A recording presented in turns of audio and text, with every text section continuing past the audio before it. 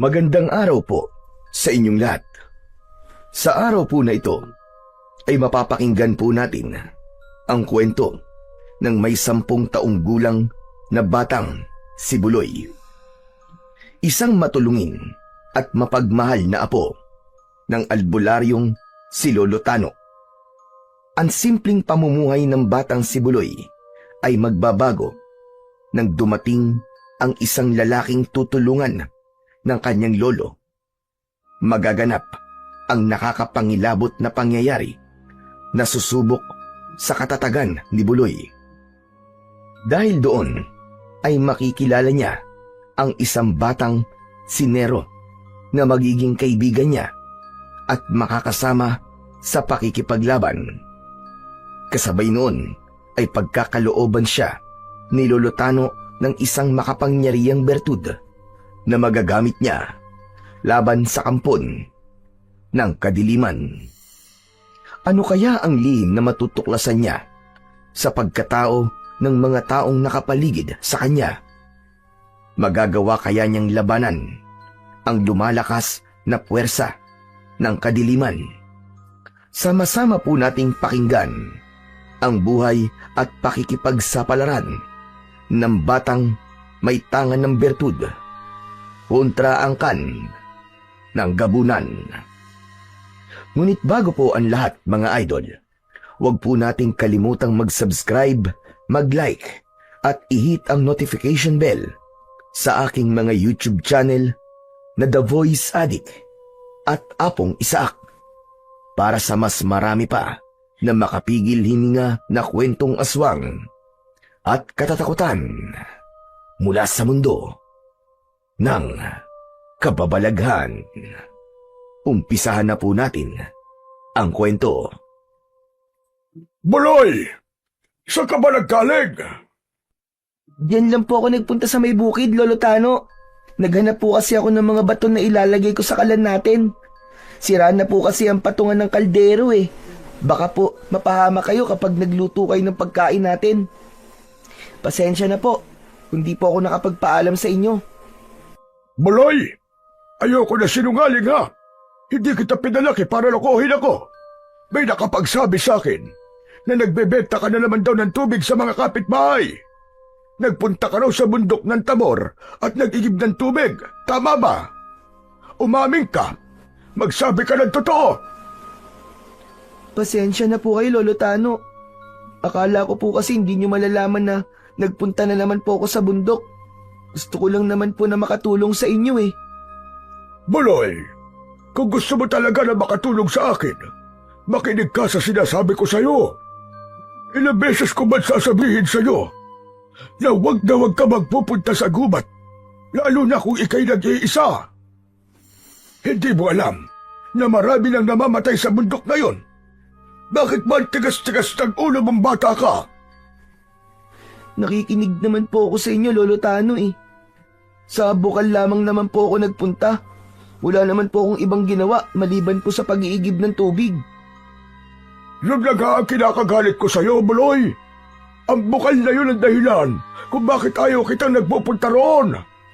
Talaga bang hindi mo ko naiintindihan na? Bakit po ba pinagbabawalan niyo po akong pumunta sa gubat na yun, Lolo Tano? Yun po ang hindi ko maintindihan eh. Matagal na po akong tumataka sa inyo para lamang po pumunta sa kinaroroonan ng bukal. Pero wala naman pong nangyayaring masama sa akin. Kaya ano po bang ikinakatakot nyo? Ay, naku bata ka. Ang hirap mo talagang paliwanagan. Mabuti pa noon. Nakikinig ka sa mga sinasabi ko. Pero ngayon, wala na. Kung kailan na malaki ka na, saka naman ang hirap-hirap mong pagsabihan. Isa pa, hihintayin mo pa ba na merong mangyaring masama sa'yo bago ka makinig sa akin? Tigilan mo na ang pag-iigib ng tubig sa bukal na yon. Dahil baka yun din ang ikapahamak mo. Malungkot na napasimangot ang may 10 taong gulang na batang si Buloy. Hindi niya akalain na malalaman ng matanda ang mga pinaggagawa niya sa bundok ng Tabor. Wala siyang ibang intensyon kundi ang makatulong kay Lolo Tano. Kaya hindi niya maintindihan kung bakit sa kabila ng kanyang pagpupursigi na matulungan ang matanda, ay labis pa rin ang galit nito sa kanya. Sa isip niya, ay parang wala na siyang ginagawang tama para dito. Kaya naluluha ang kanyang mga mata na muling pinagmasdan ang muka ng matanda. Ang may 68 taong gulang na matandang si Lolo Tano ay isang albularyo sa kanilang baryo. Kilala bilang isang mahusay na manggagamot si Lolo Tano. Sa katunayan nga, marami na itong napagaling na may malulubhang karamdaman. Hinala niya ay may agimat ang matanda, kaya nagagawa nito ang kakaibang husay sa panggagamot. Pagkalipas ng ilang sandaling katahimikan sa pagitan ng maglolo, muling nagsalita si Lolo Tano. Ngunit sa pagkakataong yon ay wala na ang bakas ng galit sa mukha nito. Ang kapalit ay malungkot at nakikiusap na mga tingin. Sa sandaling yon, lumambot ang puso ni Buloy at napalitan ng pagsisisi. Bigla niyang naramdaman ang awa para sa matanda. Kaya naman, bilang pagpapakita ng paghingi niya rito ng tawad, nilapitan niya ito at hinalikan ang likod ng kamay. Patawarin niyo na po ako, Lolo Tano. Kung nagsinungaling man po ako sa inyo, ay hindi ko na po inuulitin. Naiintindihan ko na po kung bakit po kayo nagkakaganyan. Ay nako, salamat naman at naiintindihan mo na kung anong ibig ko sabihin, Apo. Para rin naman sa iyong kaligtasan yun. Natatakot ako na baka mapahamak ka at mawala ka rin sa akin, kagaya ng mga batang nawawala sa baryo natin. Lahat sila ay nawala, dun mismo, sa bundok ng Tabor. Lolo Tano, kasalanan naman po nila kung bakit po napahamak sila Dahil hindi po sila nakukontento sa paglalaro sa tapat ng kanilang bahay at pumupunta pa po sila sa gubat para lamang po makipaglaro. Pero ako, iba po ako sa kanila, Lolo Tano. Nagtatrabaho po ako para sa inyo dahil gusto ko po makapag-ipon po ng pera para mabilhan po kayo ng bago niyong baston. Nang muling mag-angat ng muka si Buloy, napansin niya ang luha sa mga mata ni Lolo Tano. Tila nalungkot ito sa huling sinabi niya. Bigla siya nitong kinabig at mahigpit na niyakap. Ramdam ni Buloy ang pag-aalala sa mabilis na tibok ng puso ng matanda. Sa pagkakataong yon ay tumulo na rin ang kanyang luha at gumanti rito ng mahigpit na yakap sa bewang. Habang nasa ganong ayos sila, nagsalita si Lolo Tano. Napakaswerte ko sa pagkakaroon ng apo na kagaya mo, Buloy. Mapagmahal at maalalahanin. Pasensya ka na, apo ko, kung napagalitan na naman kita. Masyado lamang akong nagpadala sa emosyon ko. Hindi ko alam na yung pala dahilan ko bakit pumupunta ka sa gubat.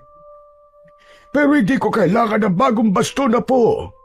Kung ang magiging kapalit ng baston ko ay ang buhay mo naman, mas makakabuti pang hindi na lang ako gumamit doon. Pero Lolo Tano, may hihirapan naman po kayo sa paglalakad. Tsaka hindi ko po hahayaan na magtiis po kayo ng walang baston. Kaya kahit ano pong mangyari, ay ibibili pa rin po kita ng baston, Lolo. Isang malalim na buntong hininga ang pinakawalan ni Lolo Tano bago ito bumitaw sa pagkakayakap kay Buloy. Naupo ito at hinaplos ang pisngi ng kanyang apo. Nakikiusap ako sa iyo, apo. Huwag ka na ulit babalik sa kinaroroonan ng bukal, ha? Natatandaan mo ba ang naikwento ko sa iyo noon? Totoong may mga nilalang ng dilim ang nakatira sa bundok ng Tabor. Dahil minsan na akong muntik na mapahamak sa lugar na yun. Mabuti na lamang. At ng mga panahong iyon, ay may isang lalaking nagligtas sa buhay ko. Naiintindihan mo na ba ako, Buloy? Opo, Lolo Tano. Pasensya na po talaga. Pagkatapos ng kanilang seryosong pag-uusap, ay pumasok si Lolo Tano sa loob ng kanilang bahay, napansin ni Buloy na merong 2 pasyente na naghihintay sa matanda. Tumingin ang mga ito sa kanya na may bahid ng lungkot ang mga mata. Maya-maya pa ay sumunod siya kay Lolo Tano at pinanood ito kung paanong manggamot. Kapag nagsisimula si Lolo Tano na gamutin ang pasyente nito, merong bagay na nasa loob ng bulsa nito na madalas na binubulungan at muling itatago sa bulsa kapag tapos na ito sa orasyon. Kahit kailan ay hindi pa niya nakikita ang bagay na yon. Ngunit natitiyak niya na marami na ang buhay na nailigtas nun. Ilang saglit lang ay makikita na ang pagbabago sa kulay ng labi ng pasyente at ang kaninang malungkot na mga mata. Ngayon ay napalitan ng saya dahil sa wakas nakalaya sila sa sakit na nararamdaman. Mabilis na lumipas ang ilang araw magmula ng gamutan na yon. Hindi na rin nagpunta si Buloy sa bundok ng Tabor. Ngunit isang araw, 10:00 ng umaga, muling sumagi sa isip ni Buloy na kulang pa rin ang perang naiipon niya para sa bagong baston ni Lolo Tano. Kaya naman, nang kausapin siya ni Aling Melda na ipag-igib niya ito ng tubig, ay napilitan si Buloy na tanggapin yon. Hindi naman siguro malalaman to ni Lolo Tano kasi kinausap ko na si Aling Melda. Huli na talaga to. Kailangan ko lang na makumpleto ang ipon ko para sa bagong baston ni Lolo Tano. Seryosong pahayag sa sarili ni Buloy habang nakatayo sa gilid ng kakahuyan. Bit-bit ang 2 galon ni Aling Melda.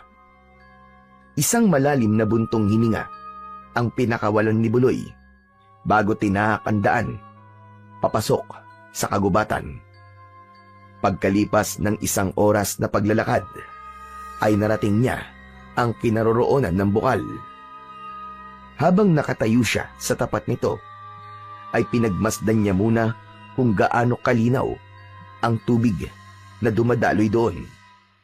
Dahil hindi yun madalas na pinupuntahan ng mga tao, napanatili ang kagandahan nito. Malayo ang baryo ng San Ibañez sa bayan, kaya pahirapan ang mga tao sa paghahanap ng mapagkukunan nila ng malinis na inuming tubig.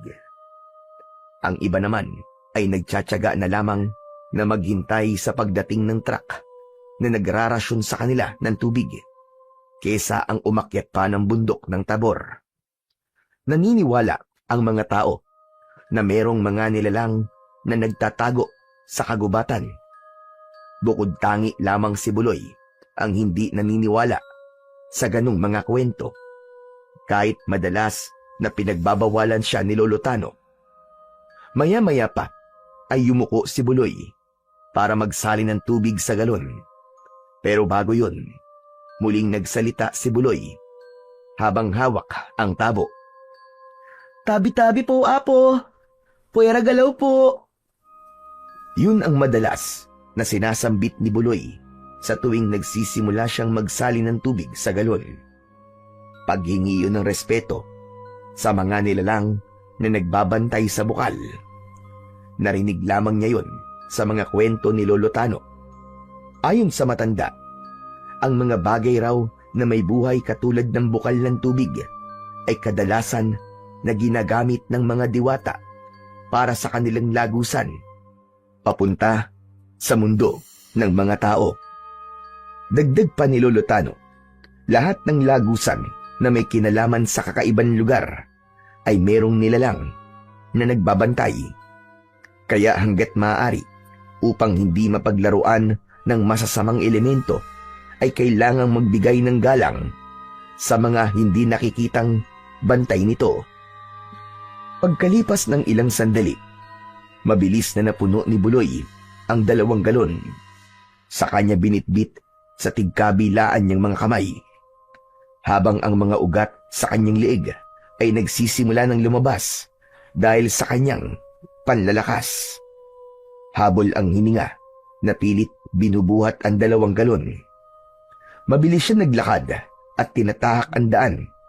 Ngunit pagsapit niya sa gitna ng kakawyan, bigla siyang nakarinig ng isang malakas na pag-angil. Tila merong mga yabag ng paa na nakasunod sa kanya. Kaya naman, ibinaba niya muna saglit sa lupa ang 2 galon at nagpalinga-linga siya sa kanyang paligid. Teka, ano ba yun? Oh, wala namang nakasunod sa akin ah. Bakit kaya parang pakiramdam ko hindi ako nag-iisa sa lugar na to? Muling iginala ni Buloy ang kanyang paningin sa paligid. Sinuri niya maging ang madilim na bahagi ng kakawyan. Ngunit wala naman siyang nakita na ibang tao roon. Kaya naman, akma na sanang muling bubuhatin ni Buloy ang 2 galon. Nang muli siyang nakarinig ng sunod-sunod na pag-angil sa kanyang likuran. Kasunod ng mabahong singaw ng hangin na parabang may nabubulok na karni ng hayop. Pigil ang hininga na dahan-dahan siyang humarap sa pinagmumulan ng mabahong amoy. Ganun na lamang ang panlalaki ng mga mata ni Buloy nang makita ang isang nilalang na may nakakatakot na itsura. Matangkad, payat ang katawan, at makintab ang kulay itim nitong balat. Ang bibig nito ay mahaba na halos umaabot na sa tenga. Ngumisi ang nilalang na nagpalitaw sa malalagari nitong mga ngipin. Ang malapot nitong laway ay nagsimulang tumulo na parabang natatakam ito sa putahing nasa harapan. Nang mga sandaling yun, ay binalot ng kilabot ang buong katawan ng batang si Buloy. Takot na takot siya na umatras papalayo sa nilalang. Hindi niya inaalis ang kanyang paningin sa halimaw. Ilang sandali pa ay nagsimula na itong humakbang papalapit sa kanyang kinaroroonan. Wag! Huwag ka lalapit!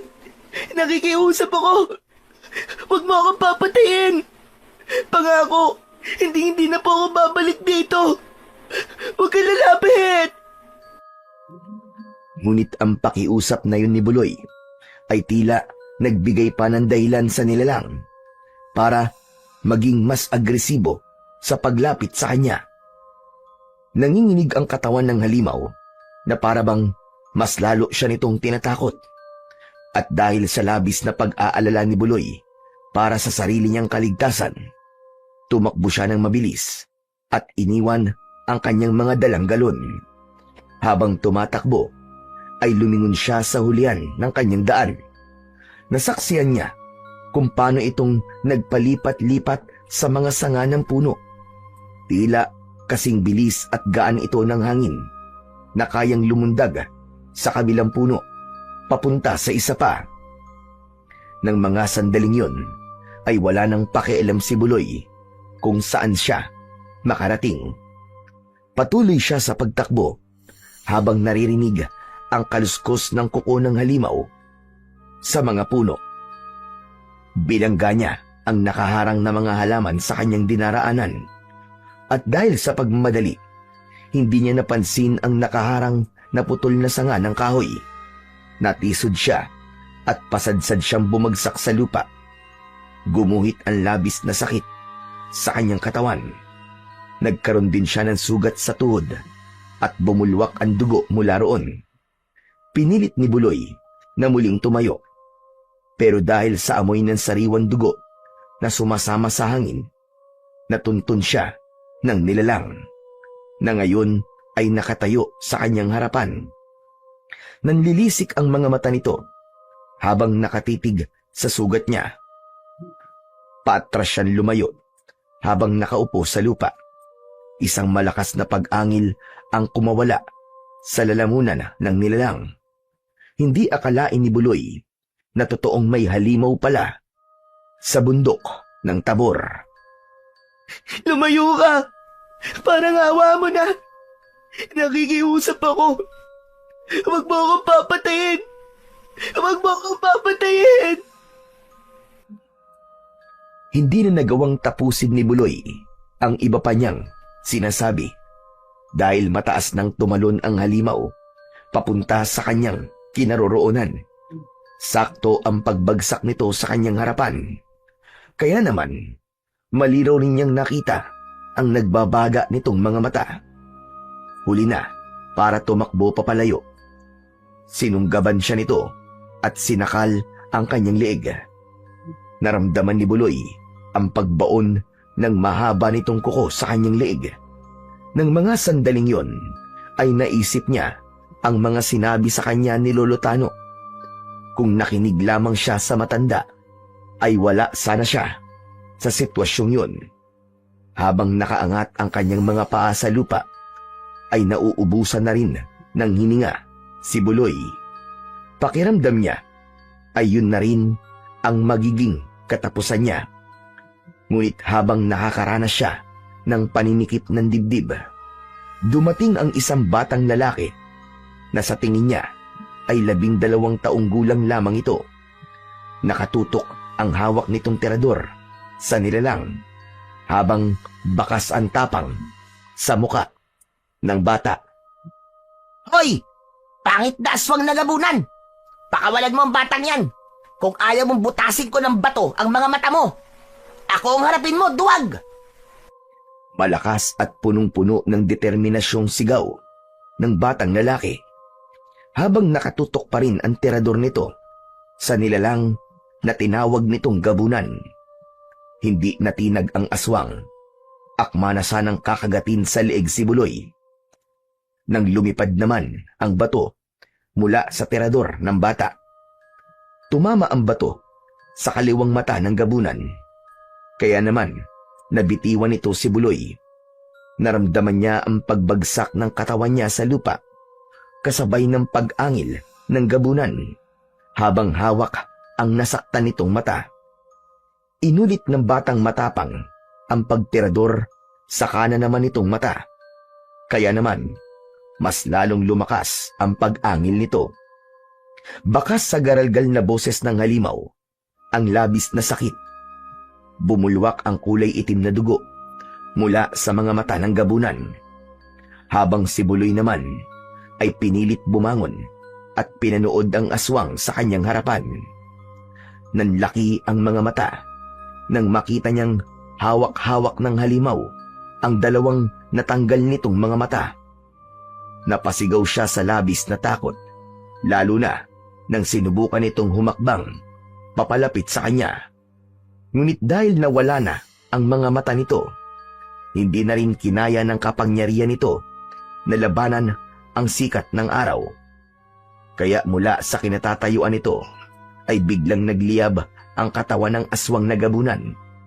Naging abo ang katawan at sumama sa hangin. Napatunayan ni Buloy na ang kakayahan ng aswang na makatagal sa araw ay limitado lang. Dahil kapag nasugatan nito, ay agad itong manghihina at masusunog ang kanilang katawan. Maya-maya pa ay narinig niya ang nagmamadaling yabag ng batang lalaki na tumulong sa kanya. Papalapit ito sa kanyang kinaroroonan habang bakas ang pag-aalala sa mukha nito. Pagkaraan ng ilang sandali ay nasa harapan niya na ang batang lalaki. Ano bata, ayos ka lang ba? Nasaktan ka ba? Ayos lang ako. Masakit lang ang tuhod at leeg ko. Halika, kailangan mo sumama sa akin. Kailangan magamot ka agad ang sugat mo. Dadali kita sa bahay. Teka, sandali lang. Albularyo ang lolo ko. Sa kanya na lamang ako magpapagamot. Maraming salamat ha. Hindi pwede. Sa kalagayan mong yan, kailangan magamot ka agad ang sugat mo. Lalo ng sugat mo sa leeg. Nanggaling yan sa kuko ng aswang na gabunan. Mabilis na kumakalat ang lason mula sa kuko nila dahil malapit sa ulo ang sugat mo. Kaya tara na. Kailangan nating umalis dito. Pero hindi kita kilala eh. Ako si Nero. Ano? Sapat na ba yun para sumama ka sa akin? Wala na ngang nagawa si Buloy nang kunin ni Nero ang kanyang braso at isinampay sa balikat nito. Kaya napansin niya ang tirador nito na nakasabit sa leeg ng bata. Mabilis nilang tinahak ang makipot na daan habang paika-ika si Buloy sa paglalakad. Pagkalipas ng ilang minutong paglalakad, ay narating nila ang malawak na bakuran na malapit sa bukal na balon. Maganda, maaliwalas at nakakagaan sa pakiramdam ang mga iba't ibang orkidyas na nakapalibot sa bakuran ng bahay ni Nero. Maya-maya pa ay pumasok sila sa loob ng bahay na gawa sa kawayan at kugon. Pagkapasok nila sa loob ay dumirekyo sila sa sala. Nakita ni Buloy ang isang matandang babae na kuba. Magulo ang buhok nito at nakakatakot titigan. Pero hindi siya nagpahalata dahil nahihiya siya sa batang nagligtas sa buhay niya. Lola, tulungan niyo po si... Teka, ano nga ba ang pangalan mo? Buloy. Ako si Buloy. Apo ako ng albularyong si Lolo Tano. Nang mabanggit ni Buloy ang pangalan ng kanyang lolo, ay nabitiwan ni Lola Maruha ang hawak nitong tabako. Saka naupo sa kanyang tabi at hinaplos ang sugat niya sa tuhod. Kahit natatakot, ay hindi niya ipinahalata yun sa matandang babae. Huwag ka matakot kay Lola Maruha, Buloy. Siya ang lola ko. Pero, bakit ganyan ang itsura niya? Ang alin ba? Yung pagiging kuba niya? Oo, bakit siya naging kuba? At maraming butlig sa muka. Pasensya na pero ngayon lang kasi ako nakakita ng kuba eh. Tila nakabawi sa pagkakabigla si Lola Maruha at agad itong nagsalita kasabay ng pagtayo nito at paglayo kay Buloy. Alam ni Buloy na medyo nasaktan niya ang damdamin ng matanda, ngunit hindi lang talaga niya mapigilan ang kanyang sarili na hindi matakot sa kakaibang itsura nito. Kaya naman, humingi ng pasensya si Buloy sa matandang nakatalikod sa kanila. Pasensya na po kayo, Lola Maruha, sa mga nasabi ko po ah. Nabigla lamang po ako sa inyo at hindi ko po sinasadya. Huwag po kayo mag-alala, sa tingin ko naman po mabuti po kayong tao. Humarap ang matanda sa kanilang dalawa ni Nero, saka nagsalita. Huwag mo akong alalahanin. Totoo naman na nakakatakot ang itsura ko. May mga pala ako ng usapan. Ano ba ang nangyari sa'yo, iho? Inatake po ako ng aswang nagabunan kanina. Mabuti na lang po talaga at dumating po ang apo niyong si Nero. Bumakas ang pag-aalala sa muka ni Lola Maruha nang mapako ang tingin nito sa sugat sa leeg ni Buloy. Habang si Nero naman ay kumuha na kagad ng mga gamot sa kusina. Naiwan silang dalawa ng matanda na hindi na nagsalita habang titig na titig sa kanyang muka. Sa mga mata ng matanda ay tila napansin niya ang labis na kalungkutan. Maya-maya pa ay bumalik si Nero. Dalaan langis, tela at palangganang may laman na malinis na tubig. Si Lola Maruha ang nag-asikaso para gamutin ang mga sugat ni Buloy. Nang matapos ito sa panggagamot, ay muling nagsalita si Lola Maruha. Ayos na. Natanggal ko na ang lason sa mga sugat mo. Maaari ka nang umuwi. Ihahatid ka ni Nero. Mag-iingat ka, Buloy. Marami pong salamat sa panggagamot at pagkakaligtas niyo po sa buhay ko, Lola Maruha. Lalo na sa'yo, Nero. Nako, walang ano man yun, Buloy. O paano? Simula ngayon, magkaibigan na tayong dalawa, ha? Kapag naiinip ka, pwede ka pa rin naman pumunta rito kung gusto mo. Huwag. Huwag ka muna pupunta sa gubat na ito, Buloy. Kami na lamang ang bibisita sa inyo. Baka makasalubong mo na naman ng mga gamunan at mapahamak ka pa.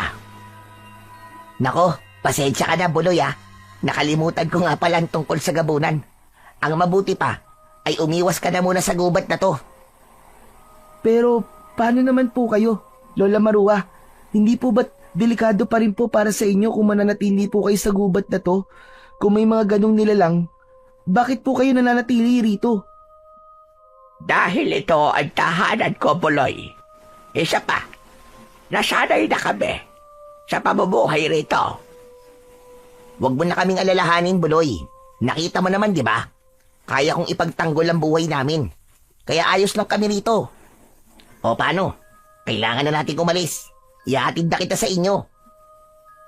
Oo, Nero. Baka kasi nag-aalala na sa akin ng lolo Tano ko eh. O siya, sige. Mag-iingat ka, Buloy. Teka, kaya mo na bang maglakad?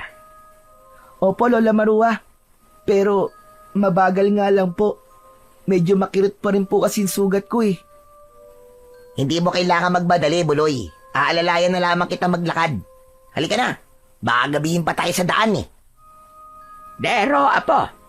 Ikaw na ang bahala kay Buloy, ha? Ingatan mo siya. Tila may kakaibang damdamin ang lumukob sa pagkatao ni Buloy. Kakaiba ang pag-aalala na ipinapakita ni Lola Marua para sa kanya. Naisip niya tuloy na marahil likas sa maglola ang kabutihan ng kanilang puso. Kaya ganun na lamang ang mga ito na magpakita ng malasakit sa kapwa. Pagkatapos magpaalam, ay naglakad na ang dalawa. Tinahak nila ang daan papunta sa labasan ng gubat. Ngunit habang naglalakad, ay hindi naiwasan ni Buloy ang hindi magtanong kay Nero tungkol sa mga magulang nito. Nero, nasa na ang mga magulang mo? Bakit si Lola Maruha lamang ang nakita kong kasama mo sa bahay? Nako, hindi ko alam kung nasa ng mga magulang ko eh.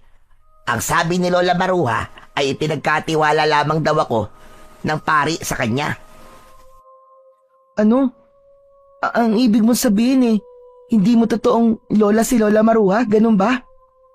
Tama ka, Buloy. Pero minahal niya ako na parang isang tunay na apo. Sa kalagayan niya kasing yon, sino magmamahal sa kanya, di ba? Alam mo naman ang realidad ng buhay natin. Ang mga tao, bumabase sila sa panlabas na anyo. Pero masaya ako dahil napunta ako sa pangalaga ni Lola Marua. Mabuti siyang lola para sa akin. Kaya mahal na mahal ko siya, Buloy. Maswerte din naman siya sa'yo, Nero, dahil sinuklian mo ng pagmamahal ang kabaitan niya. Teka, alam mo ba kung bakit siya naging kuba? Nako, hindi eh. Bata pa lang ako, ganun na ang itsura niya eh. Pero alam mo ba? Madalas ko siyang nahuhuli na umiiyak sa loob ng kwarto niya. Kung minsan naman, sa tapat ng bukal. Naisip ko nga, siguro nalulungkot siya dahil sa nangyari sa buhay niya eh. Naawa ko sa kanya, Buloy. Kaya nga ginagawa ko ang lahat para hindi siya bigyan ng sakit ng ulo. Bakit kaya siya umiiyak? Wala ba siyang pamilya? Hindi ko rin alam kung bakit siya umiiyak at kung may pamilya ba siya. Ngunit, madalas ko siyang naririnig na tinatawag niya ang pangalan na Nero. Lalo na kapag tulog siya. Pagkatapos, iiyak. Pero nagtataka ako. Ako naman si Nero eh. Marahil ibang Nero ang nasa isip niya. Bigla tuloy ako nag-isip tungkol sa mga nabanggit mo, Nero. Bigla ko rin kasi naramdaman ang awa sa kanya. Oo, talagang nakakaawa si Lola Maruha. Dahil abala sa pag-uusap, ay hindi napansin ng dalawa na nasa labasan na sila ng kagubatan.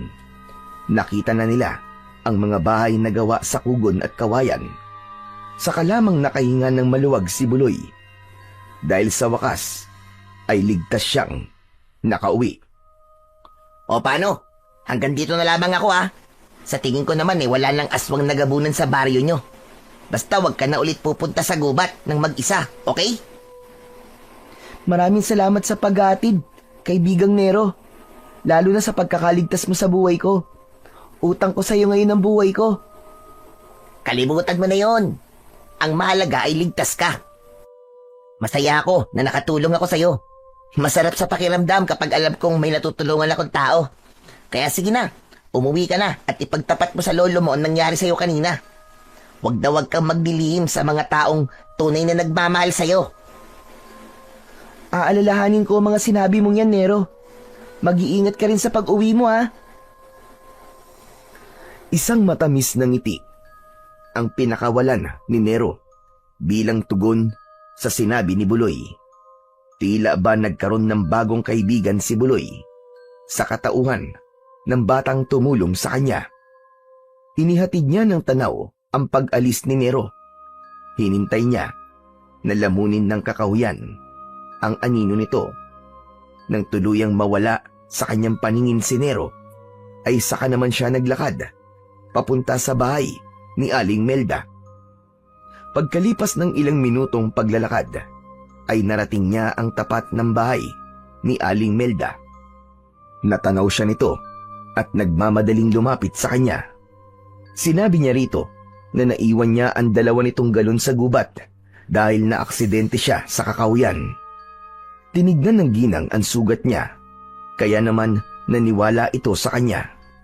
Sa halip ay nagbigay ito ng konting halaga para daw sa gamot niya, na maayos naman niyang tinanggihan. Katwiran niya ay si Lolo Tano na ang gagamot ng sugat niya. Pagkatapos nilang mag-usap ng babae, ay nagpaalam na siya at tinahak naman ang daan pauwi sa kanilang bahay. Bumundol ang kaba sa kanyang dibdib dahil alam niya sa pagkakataong yun ay mapapagalitan na naman siya.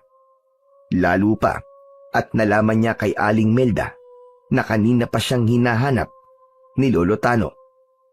Pagkalipas ng ilang minutong paglalakad, ay narating ni Buloy ang kanilang bahay. Nadatnan niya na nakaupo si Lolo Tano sa mahabang bangko sa ilalim ng puno ng bayabas. Malungkot at punong-puno ng pag-aalalang nakatitig sa bagay na nasa loob ng kamay nito. Saka lamang nito naramdaman ang presensya ni Buloy. Kaya naman, dahan-dahan itong tumingin sa kanya. Napansin niya na mabilis nitong isinilid sa bulsa ang bagay na tinitignan nito kanina. Saka siya nilapitan habang bakas ang matinding pag-aalala sa muka. Aba, Diyos ko po, bata ka! Saan ka ba nagpunta? Kanina pa ako naghahanap sa'yo. Lolo, pasensya na po. Umalis po ako nang walang paalam sa inyo. Teka, may sugat ka! Napahikbi si Buloy nang maramdaman ang palad ni Lolo Tano sa kanyang muka. Nanginginig ang mga kamay nito sa labis na pag-aalala. Habang nakatayo sila sa tapat ng bahay, ikinuwento niya sa matanda ang mga nangyari sa kanya sa gubat. At napansin niya na bigla itong natakot sa mga narinig mula sa kanya. Kaya naman, hinawakan siya nito sa kanyang mga kamay at dali-daling pumasok sa loob ng kanilang bahay. Pagkapasok nila sa loob ng kanilang bahay, muli siyang kinausap ni Lolo Tano. Ano ka mo? Aswang na gabunan ang may gawa niya sa leeg mo! Opo, Lolo. At nang tinamaan po siya ng bato sa mata, mula sa tirador po ni Nero, bigla po siya nasunog at naging abo po ang katawan. Lolo Tano, hindi ko po alam na totoo po palang sinasabi niyo tungkol po sa mga gabunan. Ikaw lang naman ang matigas ang ulo. Hindi ka naniniwala sa mga sinasabi ko sa'yo. Marahil, naligaw lamang ang gabunan na yun sa baryo natin. Lolo, bakit po kaya nasunog ang gabunan nang masugatan po siya? Samantalang, nung una ko po siyang makita ay malakas siya at maliksing kumilos. Paano po nangyari yun? Dahil ang mga gabunan ay mahina kapag may presensya ng araw. Kaya nilang tumagal sa ilalim ng sikat ng araw. Ngunit hindi sila maaaring masugatan.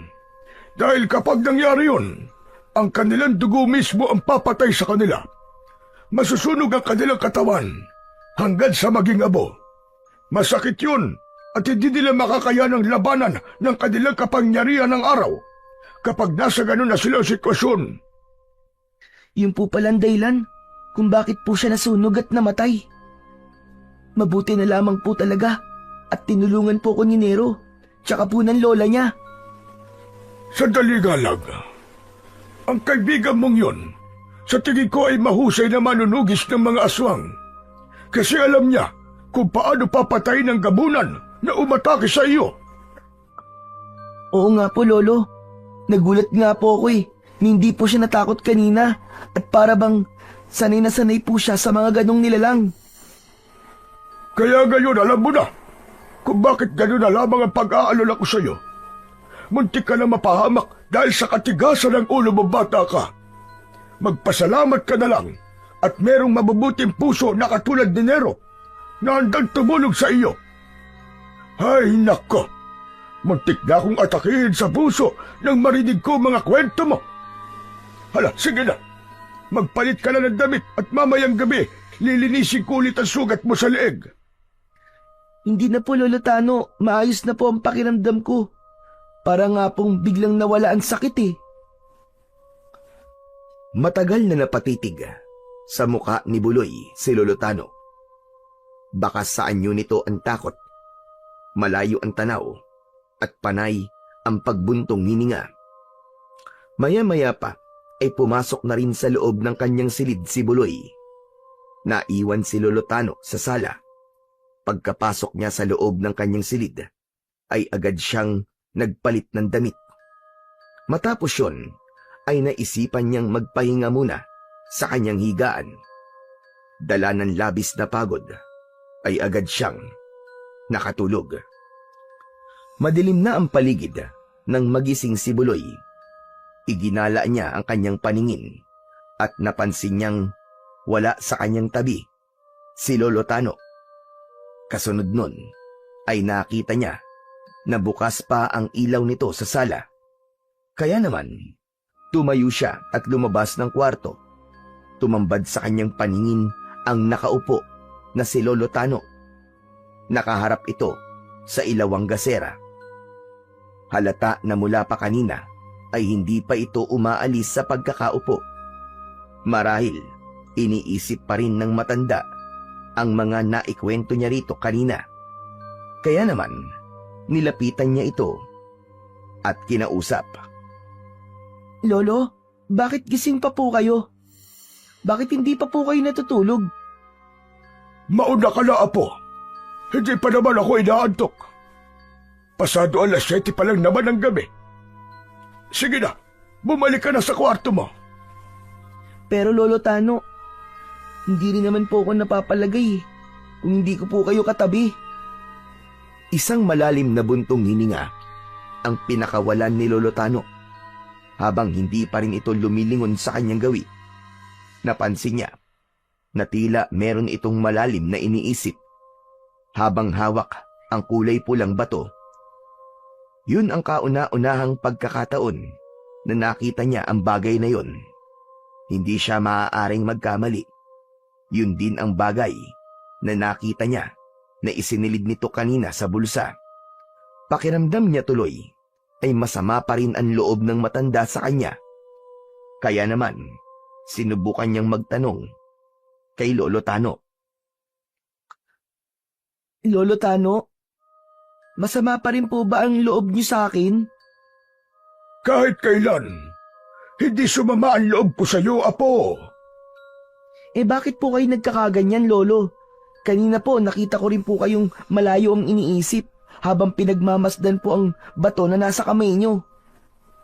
Dahil natatakot ako, apo. Siguro ay panahon na para ibigay sa iyo ang bertud na ito. Bertud? Para saan po ang bagay na yan, Lolo Tano? Para ito sa mga aswang na gabunan. Isa itong kapangyarihan na pipigil sa pag-aasik ng lagim ng mga aswang. Matagal ko nang pinag-iisipan ang bagay na ito. Ngunit sa tingin ko, ito na ang tamang panahon para ibigay sa iyo ang bertud ng liwanag. Gulat na gulat si Buloy sa kanyang mga narinig. Bumilis ang tibok ng kanyang puso, lalo na nang ibigay sa kanya ni Lolo Tano ang kumikislap na kulay pulang bato. Hinawakan niya ang bato. Malamig at makinis ang bagay na yon. Dahil sa liwanag ng ilaw ng gasera, ay mas lalo pa itong kumislap. Napakunot ang noon ni Buloy nang muli siyang sumulyap sa seryosong muka ni Lolo Tano. Lolo, bakit niyo po ibinibigay ito sa akin? Dahil nararamdaman ko ang nalalapit na pagsalakay ng mga aswang na gabunan. Sa pamamagitan ng bertud ng liwanag, mapapanatag ang loob ko dahil kahit papano ay magkakaroon ka ng proteksyon laban sa mga gabunan. Nahulog sa malalim na pag-iisip ang batang si Buloy habang pinagmamasdan ang bertud ng liwanag. Natitiyak niya na yun din ang ginagamit ng matanda, kaya nakakapagpagaling ito ng mga may sakit. Pero ibang kaba ang naramdaman niya ng mga sandaling yon, dahil nagtataka siya kung bakit sa kanya ipinagkakatiwala ni Lolo Tano ang bertud. May kapalit na tungkulin ng bertud ng liwanag.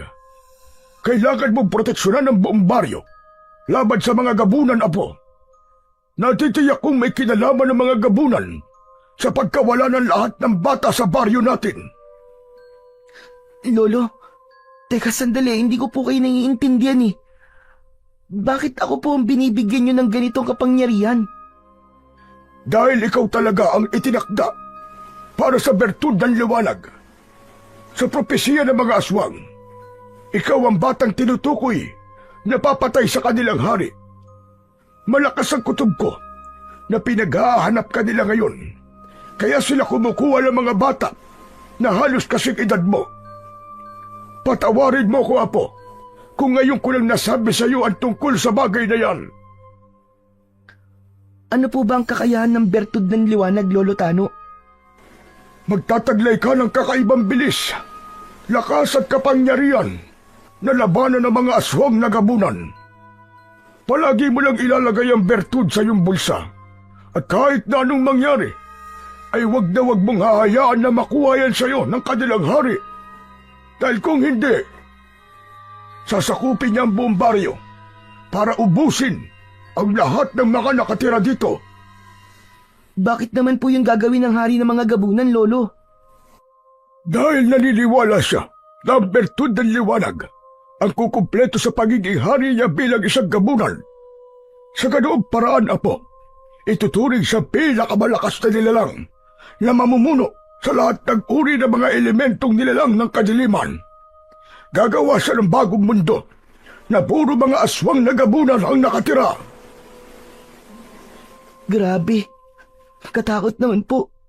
Pambihira naman po pala ang kasamaan ng hari ng mga gabunan, Lolo Tano. Para mandamay pa siya ng ibang tao at manguha ng bata para bihagin niya. Isang mahabang katahimikan ang namagitan sa maglolo habang nakatingin lamang sila sa hawak na bertud ni Buloy. Ngunit bigla niyang naramdaman ang tila malakas na enerhiyang gumapang sa kanyang mga kamay. Kaya't nagulat siya at napaupo sa tabi ng matanda. Agad naman na ipinaliwanag ni Lolo Tano na normal lamang daw ang ganung reaksyon sa mga taong pinagkakalooban ng bertud. Ilang sandali pa ang lumipas ay nag-aya na ang matanda para pumasok sila sa loob ng kanilang silid. Kaya naman, isinilid ni Buloy sa kanyang bulsa ang bertud ng liwanag. Nang makapasok sila sa loob ng kwarto, ay kagad na nahiga ang maglolo. Magkatabi sila sa higaan, kagaya ng nakasanayan ni Buloy. Ilang minuto pa ang lumipas, ay dinalaw na sila ng antok. Maimbing nang nakasandal sa tiyan ni Lolo Tano, si Buloy. Kinabukasan, ay nagising si Buloy sa malakas na sigaw ni Lolo Tano mula sa labas ng kanyang kwarto. Kasunod nun, ang kalabog ng saig at daing na tila hindi nag-iisa si Lolo Tano. Buloy, Apo, bilisan mo! Bumago ka na dyan! ikuha mo ako ng palanggana at malinis sa tubig! Boses yun ng nag-aalalang si Lolo Tano. Kaya naman, iinat-inat na tumayo si Buloy at kagad na lumabas ng kanyang silid. Tumambad sa kanyang paningin ang isang lalaking sugatan. Halos bumigay na ang tuhod nito. Nanginginig at nangihina habang patuloy na tumutulo ang dugo mula sa malalim na sugat nito sa tagiliran. Mabilis na inalalayan ito ni Lolo Tano. Maigpit ang hawak sa balikat upang hindi ito tuluyang bumagsak. Sa bawat patak ng dugo na bumabagsak sa sahig na kawayan, umaalingaw-ngaw ang tunog ng kaba at pagmamadali sa boses ng matanda. Buloy, dali! Iabot mo sa akin na malinis sa tela at palanggana! Kumuha ka sa kusina, bilisan mo! Agad na tumalima si Buloy sa utos na yon ni Lolo Tano. Hindi siya nagtanong sa matanda kung sino ang lalaking tinutulungan nito. Agad siyang nagmadaling pumasok sa kusina. Kumuha siya ng palanggana at malinis na tela. Pagbalik niya ay inilapag niya ang mga yon sa tabi ni Lolo Tano. Bilisan mo, Buloy! Basahin mo ang tela at linisin mo ang sugat niya sa tagiliran! Utos ni Lolo Tano na may mariing tinig, ngunit nangingibabaw ang pag-aalala. Mabilis naman na kumilos si Buloy. Kinuha ang kailangan na gamit at lumuhod sa tabi ng matanda. Maingat na pinaupo ni Lolo Tano ang lalaki sa isang silyang kahoy. Saka nilinis ang sugat gamit ang maligamgam na tubig na ibinuhos ni Buloy. Bawat paghagod ng tela ay sinasabayan ng mariing na paghinga ng sugatan at ang muka ay bakasan labis na sakit. Pagkatapos, pinisil ni Lolo Tano ang gilid ng sugat upang huminto ang pag-agos ng dugo. Saka binalutan ito ng malinis na tela at mahigpit na ibinenda. Isinunod naman ng matanda ang sugat nito sa muka at leg. Sa dami ng tama sa katawan ng lalaki, masasabi ni Buloy na parang sumabak ito sa matinding labanan. Hindi kumikibo si Buloy. Tahimik lang siyang nakamasid sa ginagawa ni Lolo Tano. Sa sala na puno ng tensyon, ay hindi na nakatiis si Buloy na hindi magtanong sa kanyang Lolo Tano. Lolo, sino po bang taong ito? Siya si Ipe, ang lalaking tumulong sa akin nang minsan akong habulin ng aswang na gabunan. Mabait siya po at matulungin sa kanyang kapwa. Pero kanina, nakita ko siya nakaandusay sa panaan ng hagdan natin. Humihingi siya ng tulong sa akin at nalaman ko na inatake siya ng aswang kagabi. Mukhang nakipaglaban pa siya, Lolo Tano. Oo, tama ka. Dahil yun ang trabaho niya. Isa siyang manunugis ng aswang na dating naligaw sa baryo natin. Sige na, tulungan mo akong iayos ang higa niya. Parang nawalan na siya ng malay.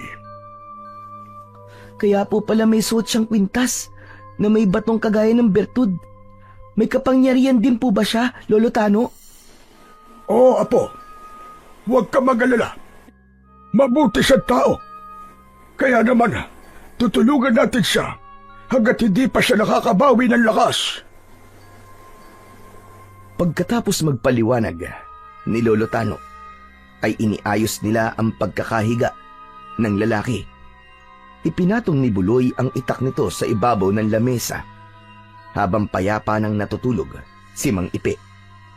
Si Lolo Tano naman ay abala na rin sa paglilinis ng dugo na tumulo sa sahig. Bago ito tuluyang umalis sa sala at naiwan siya na nagbabantay sa lalaking sugatan. Magmula ng umagang yon ay naging abala na sina Lolo Tano at Buloy. Pagkalipas ng 1 linggo, magmula ng tulungan nila si Mang Ipe, unti-unti na itong nakakabawi ng lakas. Magaling na rin ang sugat nito. Katulong nila ito sa lahat ng gawain at masasabi niyang mabuti itong tao. Sa bawat umaga, maagap itong bumabangon para magbuhat ng mga kahoy at nag-aayos ng mga kung ano-anong gamit na nakakalat. Maayos at magalang ang pakikitungo ng lalaki sa kanila. Lagi itong handang tumulong at hindi nag-aatubiling gumawa ng mabibigat na trabaho. Tuluyan na ngang kinupkup ng matanda si Mang Ipe dahil tumatanaw lang daw siya ng utang na loob sa lalaking yon. Sa bawat hapunan, madalas itong nagpapasalamat sa kanilang kabutihang loob, kaya lalo nilang naramdaman na parang kapamilya na rin nila ito. Madalas na umaalis ng gabi si Mang Ipe dahil ayon dito ay isa itong manunugis ng mga aswang. Ngunit habang tumatagal, nagsimula namang kumalat ang mga balitang may natatagpo ang bangkay sa kakahuyan. Mga katawan na winasak ng isang mabangis na nilalang. Ang mga batang nawawala ay natagpuan na ng kanilang mga magulang. Ngunit isa ng malamig na bangkay. Ang dating tahimik na paligid ay napalitan ng kaba. Kaya naman, isang gabi, habang dalawa lamang sila ni Lolo Tano sa loob ng kanilang bahay, kinausap ni Buloy ang matanda. Lolo, alam ko po na hindi magiging madali ang hihilingin ko po sa inyo. Ngunit hayaan niyo po akong tugisin ng mga aswang nagabunan. Hindi ko na po kayang matagalan ng pamiminsala nila sa mga kababaryo natin eh. Sigurado ka ba dyan sa sinasabi mo, Apo? Opo, Lolo Tano, sigurado na po ako. Hindi po ba't sinabi niyo po sa akin na tungkulin ko na ngayon na pangalagaan ng lahat ng mga tao sa baryo natin? Sa tingin ko po, ito na po ang hinihingi ng pagkakataon. Lalabanan ko po sila at hindi ko po hahayaan na magtagumpay sila sa mga binabalak nila. Kung ganon, dalawa na kayo ni Ipe na haharap sa mga aswang nagabunan. Pero lo, hanggat maaari po sana, ako lang po ang haharap sa mga aswang. Ayoko po na may mapahamak na ibang tao ng dahil sa akin. Isa pa, may tiwala po ako sa kakayahan ng bertud ng liwanag. Isang malalim na buntong hininga ang pinakawalan ni Lolo Tano. Batid nito ang panganib na haharapin ni Buloy. Subalit, mas pinili nitong magtiwala sa kanyang apo. Pagsapit ng gabi, ay tahimik na umalis si Buloy. Magaan ng hakbang ng kanyang mga paa na tinahak ang daan papasok sa loob ng kagubatan. Wala siyang anumang dala na sandata, kundi ang bertud ng liwanag na nasa loob ng bulsa niya. Malamlam din ang liwanag ng bilog na buwan. Tanging huni lang ng kuliglig ang naririnig niya sa loob ng kagubatan. Maingat ang kanyang paghakbang at alerto sa paligid. Ngunit hindi pa man nagtatagal si Buloy sa paglalakad.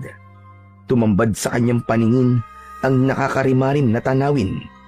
Isang aswang nagabunan. Abala ito sa paglantak sa katawan ng usa habang nakatalikod ito sa kanya. Payat, ngunit may matitinding kalamnan. Marahas nitong nilalapa ang katawan ng isang usa habang hindi napapansin ang presensya ni Buloy. Ang matutulis nitong kuko ay humihiwa sa laman at ang mga ngipin ay bumaon sa malambot na bahagi ng katawan ng kaawa-awang hayop. Ang tunog ng butong nababali at nadudurog sa loob ng bibig nito ay nakadadagdag sa kilabot na kanyang nararamdaman. Humalo sa mabahong singaw ng dugo ang nakakalsulasok din na amoy ng katawan ng gabunan. Hoy! Pangit na gabunan! Ako ang harapin mo, halimaw ka! Wala ka na ngayong takas! Ito na ang magiging katapusan mong hayop ka!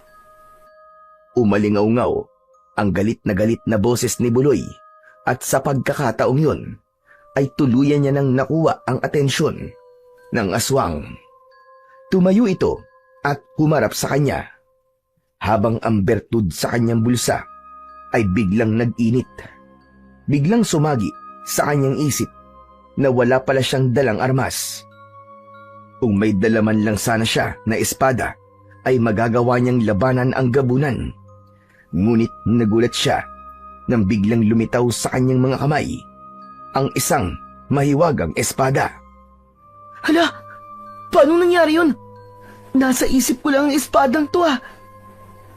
At dahil hindi makapaniwala sa biglang paglitaw ng mahiwagang espada sa kanyang kamay, sinubukan niyang umisip ng pananggalang upang masiguradong totoo ang kanyang nasasaksiyan. Maya-maya pa ay naramdaman niya sa kabilang kamay ang kakaibang liwanag na lumabas sa kanyang katawan. Laking gulat ni Buloy nang makitang nagkaroon nga siya ng pananggalang. Wow! Totoo nga! Ang astig naman ito! Kung anong maisip ko, lumalabas sa mga kamay ko! Dahil sa mga nakita, ay natigilan ang aswang na gabunan, habang si Buloy ay matapang na hinarap ang kalabang halimaw.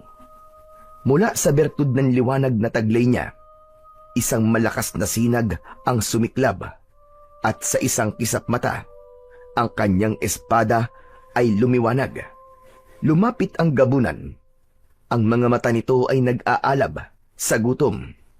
Humakbang si Buloy ng matatag. Ang espada na gawa sa liwanag ay kumikislap sa dilim. Nang sumugod ang aswang, mabilis niyang iniwasan ang mga kuko nito at sinaksak ng espada. Tumagos yun sa balikat ng nilalang. Bumulwak ang dugo mula sa sugat. Sa bawat galaw ng gabunan ay agad niya yun naiiwasan. Iniharang niya ang pananggalang sa kalaban at muli niya itong sinaksak ng espada sa tagiliran. Kasunod nun, lumiyab ang katawan nito hanggang sa masunog at maging abo. Humihingal si Buloy habang nakatingin sa nagkalat na abo sa lupa. Sa katahimikan ng paligid, kumikislap pa rin ang natitirang sinag ng liwanag sa kanyang kamay. Patunay ng kapangyarihang nagligtas sa kanya mula sa mabangis na gabunan. Kaya siguro pinayagan ako ni Lolo Tano na tumugis ng aswang dahil batid niya ang kapangyarihan ng bertud. Ang hindi lang malinaw sa akin ay kung paano nangyari yun. Nakakabilib talaga. Paanong ang naisip ko lang na sandata kanina ayun naman ang lumabas sa palad ko at binigyan ng lakas ng mabalutan ito ng liwanag. Sa kampananggalang na to, kakaiba rin. Pabulong na saad ni Buloy habang nakatingin pa rin sa kanyang mga sandata. Maya-maya pa ay nagpasya na siyang maglakad hanggang sa gitna ng kakahuyan. Ilang oras din siyang naglibot sa kagubatan, ngunit wala siyang nakitang gabunan. Kaya naman, nang matiyak niyang wala na ang panganib, saka lang din naglaho ang kanyang mga sandata sa kamay. Indikasyon yun na wala na ang aswang sa paligid. Pagkalipas ng sandaling yun, ay nagpasya na siyang umuwi.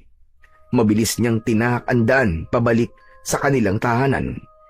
Pagkalipas ng 1 oras na paglalakad, ay narating na niya ang tapat ng kanilang pintuan.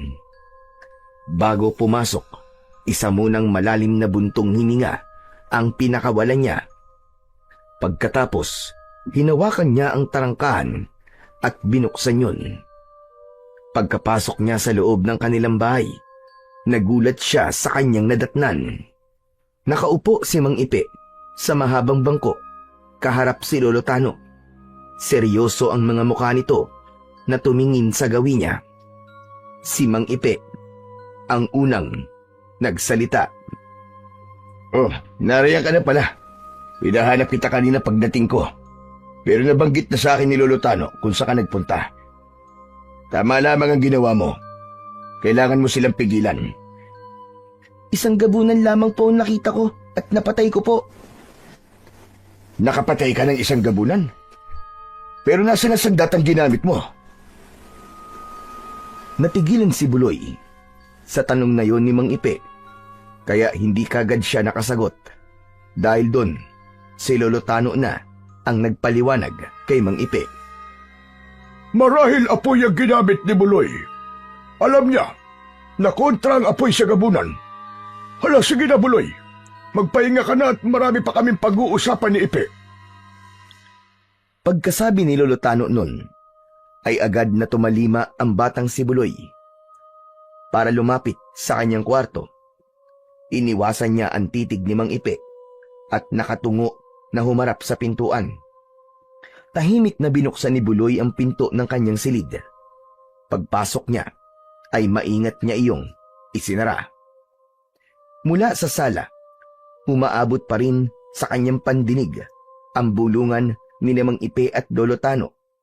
Tila pinag-uusapan ng mga ito ang tungkol sa hinahanap na pamilya ng lalaki. Pagkatapos ay naupo siya sa gilid ng katre, bahagyang nakayuko at huminga ng malalim. Dahil pagkatapos ng mga nangyari sa kanya kanina, bigla niyang naalala ang tungkol sa kanyang mga magulang. Walang nababanggit si Lolo Tano tungkol sa kanyang ama at ina. Minsan nga, sumagi sa isip niya, paano kung siya ang anak na matagal nang hinahanap ni Mang Ipe? At ang sinasabi nitong tatay na nagtakas sa anak nito ay si Lolo Tano.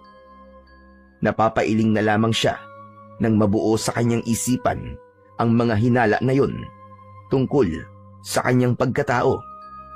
Habang abala ang kanyang isip, ay unti-unti siyang humiga sa katre. Habang nakabaluktot, hindi na niya namalayang nakatulugan na niya ang ganong posisyon ng pagkakahiga. Kinabukasan ay nagising ang natutulog na diwa ni Buloy sa malakas na boses ng isang batang lalaki. Mabilis siyang bumangon dahil kilala niya ang boses na yon ni Nero. Nanggagaling yon sa labas ng pintuan ng kanyang silid. Buloy! Buloy, buksan mo ang pinto! Si Nero to! Nang matiyak ni Buloy na hindi nga siya nagkakamali sa naririnig, ay malalaki ang hakbang ng kanyang mga paa na nilapitan niya ang pintuan. Binuksan niya yon at tumambad sa kanyang paningin ang nakangiting si Nero. May suot na naman itong terador sa leeg. Bumalot ang saya sa puso ni Buloy nang makita ang kanyang kaibigan. Nero, anong ginagawa mo rito? Di ba nangako kami sa'yo na dadalawin ka namin dito? Kasama ko si Lola Marua. Kausap siya ni Lolo Talo sa labas. Nabalitaan kasi namin na nangyari sa gubat eh. Natagpuan na raw ang mga batang nawawala. Ngunit isa ng malamig na bangkay. Biglang nag-alala si Lola Marua at gusto kanyang makita. Grabe, hindi talaga ako makapaniwalang nandito kayo ngayon. Masaya ako na nagkita ulit tayo, Buloy. Teka, kumusta naman ang sugat mo? Okay na, magaling na ang sugat ko. Halika, samahan mo ako sa labas. Gusto kong makita si Lola Maruha. Tila matagal na hindi nagkita ang dalawang bata at magkaakbay pang lumabas ng bahay ang mga ito. Habang naglalakad, ay natanaw na kagad ni Buloy ang seryosong pag-uusap ni na Lola Marua at Lolo Tano. Agad na natigilan ang mga ito nang makita si Buloy. Paglapit nilang dalawa sa mga ito, ay agad na inalis ni Nero ang pagkakaakbay nito sa kanyang balikat. Nagbigay galang si Buloy kay Lola Marua. Inabot niya ang kamay nito, ngunit nang mahawakan niya ang kamay nito, tila napapasong nahila kagad ng matanda ang kamay nito sa palad ni Buloy. Natigilan ang lahat sa reaksyon na yon ni Lola Maruha. Lola Maruha, bakit po? Pasensya ka na, Buloy. Ngunit naramdaman ko sa iyo ang bertud ng liwanag. Tama ba? Taglay mo ang kakayahan ng bertud. Teka Marua, paano mo nalaman ang tungkol sa bertud ng liwanag? Pareho lamang tayo maggagamot at batid ko rin ang tungkol sa mga ganyang uri na kapangyarihan. Ang gaya ng mga napag-usapan natin kanina, Tano, hindi biro ang tungkulin na nakaatag sa apo mo. Kaya kailangan ng ibayo rin na pag-iingat. Nang marinig ni Buloy ang mga sinabi ni Lola Marua, biglang bumundol ang kaba sa kanyang dibdib. Dahil pakiramdam niya, ang lahat ng mga tao na nakapalibot sa kanya ay merong misteryosong pagkatao na pilit itinatago sa kanya. Magtatanong pa sana si Buloy nang biglang dumating si Mang Ipe. May dala itong isang buwig o kumpol ng saging na hinog. Hindi nito napansin ang mga nag-uusap at diretso lamang ito sa paglalakad papasok sa kanilang bahay. Sino siya? Siyang manunugis ng gabunan na minsang tinulungan ako nang muntik na akong patayin ng aswang. Nandito rin siya para hanapin ang anak na matagal niyang nawawala. Teka Maruha, ano ba sadya niyo at naparito kayo? Wala naman. Bigla kasi ako nag-alala kay Buloy. Siguro naman alam mo na kung bakit, hindi ba? Nag-aalala ako sa apo mo. Lalo na't parang lumalakas na ang puwersa ng kadiliman sa baryo natin. Pero hindi na rin kami magtatagal. Kailangan na namin umalis.